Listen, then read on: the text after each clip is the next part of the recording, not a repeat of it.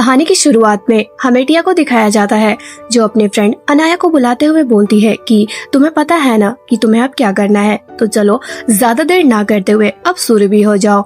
उसकी बात सुन उसकी फ्रेंड अनाया जमीन पर बैठते हुए चिल्लाना शुरू कर देती है और ड्रामा करने लगती है जैसे कि कोई उसे बहुत मार रहा हो। तभी वहाँ पर ये सब देखते हुए उसे बचाने के लिए एलेक्स तुरंत भागकर वहाँ पर जाता है और वो टिया के ऊपर चिल्लाते हुए बोलता है कि कब तक वो ऐसे अनाया को बुली करेगी, जिस पर टिया उसे जवाब देते हुए बोलती है कि देखो हम यहाँ पर बस अपना वसूली का काम करते हैं, तो तुम अगर हमारे पैसे दे दो तो हम इसे बुली करना भी बंद कर देंगे। लेकिन एलेक्स उसे मना कर देता है कि उसके पास कोई भी पैसे नहीं है, जिस पर टिया अनाया को इशारा करती है और एलेक्स से बोलती है कोई बात नहीं, अगर तुम्हारे पास पैसे नहीं है तो तुम्हें भी तो थोड़ी मार खानी ही पड़ेगी। ये सुनते ही टिया के लोग एलेक्स को पीटना शुरू कर देते हैं। तभी गुस्से में आकर एलेक्स टिया को धक्का दे देता है और वो गिरते ही बेहोश हो जाती है। ये देखकर वहाँ खड़े सभी लोग घबरा जाते हैं। कुछ समय बाद टिया अपने आप होश में आ जाती है, लेकिन वो ये सब देखकर हैरान हो जाती है कि ये सब क्या हो रहा है। तभी हम एक फ्लैशबैक देखते हैं जिसमें हमें दिखाया जाता है कि टिया अपने हस्बैंड डेविड से डाइवोर्स ले रही होती है, लेकिन जब वो वहाँ से जा रही होती है तभी उसकी बाइक की टक्कर एक कार के साथ हो जाती है और टिया को लगता है कि ये सब उसके हस्बैंड डेविड की वजह से ही हुआ है, उसी ने ये सब करवाया होगा उससे छुटकारा पाने के लिए। प्रेजेंट टाइम वो एलेक्स को देखते हुए बोलती है कि ये तो मेरा बेटा है। वहीं एलेक्स उसकी बात को इग्नोर करते हुए बोलता है कि अगर तुमने नेक्स्ट टाइम से अनाया को बुली किया तो मैं प्रोफेसर से तुम्हारी कंप्लेंट कर दूंगा। जिस पर टिया उससे बोलती है कि तुम्हें प्रोफेसर को बताने की कोई भी जरूरत नहीं है, तुम तो खुद ही एक गधे हो, ये लड़की बस पैसे लेने के लिए ड्रामा कर रही है। जिस पर एलेक्स उससे बोलता है कि मैं तुम्हें बहुत अच्छे से जानता हूँ, तो मेरे सामने चालाकी मत करो। तभी टिया उसके पैरों पर मारकर उसे गिरा देती है। वहीं ऊपर से एक इंसान ये सब देखते हुए सोच रहा होता है कि फाइनली कोई तो है जो मेरे बेटे को कंट्रोल कर सकता है। दूसरी तरफ अनाया फिर से अपना नाटक शुरू कर देती है और बोलती है मुझे तो इस लड़की से बहुत ज्यादा डर लग रहा है, पता नहीं ये क्या क्या बोली जा रही है। जिस पर एलेक्स से बोलता है तुम फिक्र मत करो, मैं हूँ ना तुम्हारे साथ। तभी डेविड वहाँ आते हुए एलेक्स से बोलता है कि तुम मेरे साथ चलोगे क्योंकि मुझे तुमसे कुछ जरूरी बात करनी है। जिस पर टिया उससे बोलती है कि बिल्कुल भी नहीं, एलेक्स तो मेरे साथ ही जाएगा बस। ये देखकर एलेक्स उनसे बोलता है कि तुम दोनों क्या मेरे मॉम डैड हो, जो तुम लोग बोलोगे वही मैं करूंगा, मैं किसी के साथ नहीं जाऊंगा। लेकिन डेविड और टिया उसकी बात न सुनते हुए उसका एक एक हाथ पकड़ लेते हैं। तभी डेविड टिया से पूछता है कि तुम्हारा क्या प्रॉब्लम है, तुम्हें इसे लेकर क्यों जाना है। जिस पर टिया उससे बोलती है कि ये सवाल तो मुझे तुमसे पूछना चाहिए कि तुम्हें एलेक्स को अपने साथ लेकर क्यों जाना है। कुछ ही देर में दोनों के बीच बहस होने लगती है। तभी टिया डेविड को पंच करती है। डेविड उसके पंच को पकड़ते हुए सोचता है कि आखिर इसमें मुझे मेरी वाइफ जैसी सिमिलैरिटीज क्यों दिख रही हैं। इसी के साथ में हमें एक फ्लैशबैक दिखाया जाता है जिसमें डेविड और एलेक्स टिया के सामने खड़े होते हैं और हमें बताया जाता है कि एलेक्स बचपन में कितना ज्यादा बदमाश था और वो पढ़ाई में बिल्कुल भी अच्छा नहीं था, जिस पर टिया को बहुत ज्यादा गुस्सा आता था और वो उसे डराने के लिए यूं ही पंच यूज किया करती थी। प्रेजेंट टाइम टिया जैसे ही मौका पाती है वो डेविड के प्राइवेट एरिया पर अटैक कर देती है और एलेक्स को लेकर वहाँ से भाग जाती है। वहीं अनाया सोचने लगती है कि कैसे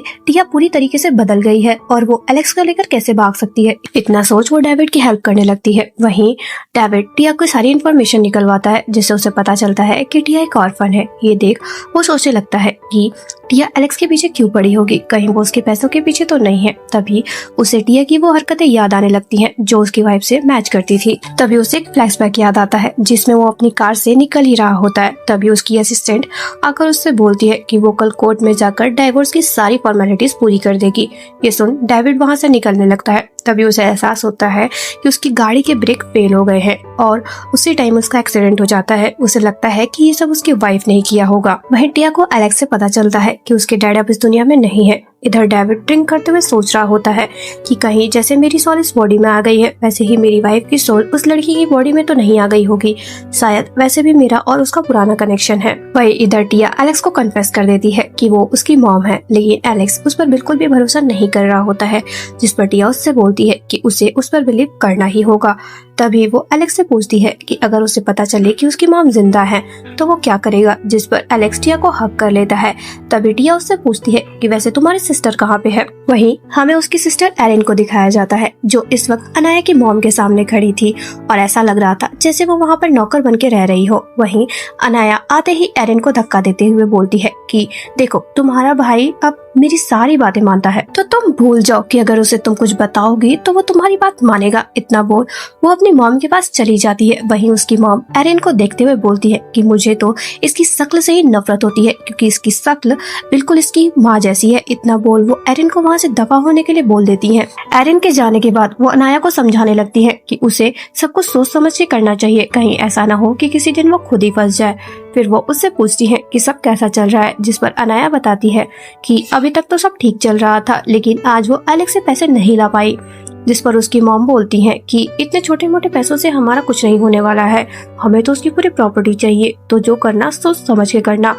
उनकी बात सुनकर अनाया भी हाँ कर देती है। इधर एरिन अपनी फैमिली फोटो देखते हुए सोच रही होती है कि वो अपने मॉम डैड को बहुत ज्यादा मिस करती है, लेकिन वो यहाँ कुछ कर भी नहीं सकती, क्योंकि अगर उसने कुछ किया तो उसके भाई को हर्ट होगा। इतना सोच वो रोने लगती है। वहीं इधर टिया एलेक्स के ऊपर चिल्ला रही होती है, क्योंकि उसे पता चलता है कि एलेक्स ने उनका सबसे बड़ा विला अनाया और उसकी मॉम को दे दिया है, जहाँ उनके साथ उसकी बहन एरिन भी रहती है। वो चिल्लाते हुए एलेक्स से बोलती है कि न जाने क्या खाकर मैंने तुम्हें पैदा किया होगा, क्योंकि तुम्हारे पास तो बिल्कुल भी दिमाग नहीं है। जिस पर एलेक्स उससे बोलता है कि मॉम, आंटी ने मुझसे कहा था कि उनके पास रहने के लिए कोई भी जगह नहीं है, इसलिए मैंने उन्हें वो विला दे दिया, और वैसे भी एरिन भी तो वहाँ उनके साथ रहती है ना। तो टिया उससे पूछती है, अच्छा तुम यहाँ पे अकेले क्यों रहते हो? जिस पर वो शाय होते हुए बोलता है कि शादी से पहले वो और अनाया एक ही घर में थोड़ी न रह सकते हैं। ये सुन तो टिया का दिमाग ही खराब हो जाता है।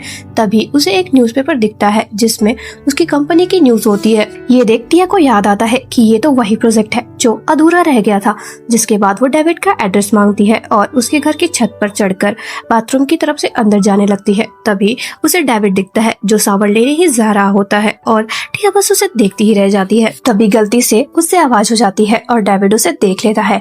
ये देख टिया उसे हाय बोलने लगती है। वहीं हमें दूसरे सीन में दिखाया जाता है कि टिया डेविड से बोल रही होती है कि उसे उससे कुछ जरूरी बात करनी थी, इसीलिए वो यहाँ पे आई थी। जिस पर डेविड उससे बोलता है कि बताओ ऐसा कौन सा काम था कि तुम मेन डोर छोड़कर बाथरूम की विंडो से आ रही हो। जिस पर टिया उसे बताती है कि वो मेन गेट से तो आ जाती अगर उसे कोई अंदर आने देता तो, क्योंकि उसके घर के आसपास इतनी ज्यादा सिक्योरिटी लगी हुई है, और वैसे भी आज जो स्कूल में हुआ उसके बाद तो वो वैसे भी उसे अंदर नहीं आने देता। जिस पर डेविड उससे बोलता है कि ठीक है, बताओ तुम्हें क्या कहना है। जिस पर टिया उसकी साइड में बैठते हुए बोलती है कि रुको, मुझे बैठने तो दो, फिर मैं धीरे धीरे सब बताती हूँ।